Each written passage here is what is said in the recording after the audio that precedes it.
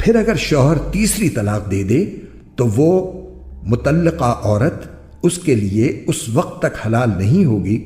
جب تک وہ کسی اور شوہر سے نکاح نہ کرے۔ ہاں، اگر وہ دوسرا شوہر بھی اسے طلاق دے دے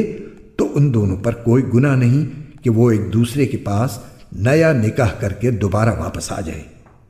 بشرطے کہ انہیں یہ غالب گمان ہو کہ اب وہ اللہ کی حدود قائم رکھیں گے، اور یہ سب اللہ کی حدود ہیں جو وہ ان لوگوں کے لیے واضح کر رہا ہے جو سمجھ رکھتے ہوں۔ اور جب تم نے عورتوں کو طلاق دے دی ہو اور وہ اپنی عدت کے قریب پہنچ جائیں تو یا تو ان کو بھلائی کے ساتھ اپنی زوجیت میں روک رکھو یا انہیں بھلائی کے ساتھ چھوڑ دو، اور انہیں ستانے کی خاطر اس لیے روک کر نہ رکھو کہ ان پر ظلم کر سکو۔ اور جو شخص ایسا کرے گا وہ خود اپنی جان پر ظلم کرے گا، اور اللہ کی آیتوں کو مذاق مت بناؤ، اور اللہ نے تم پر جو انعام فرمایا ہے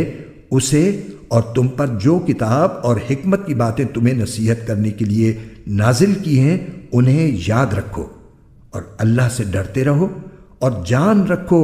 کہ اللہ ہر چیز کو خوب جانتا ہے۔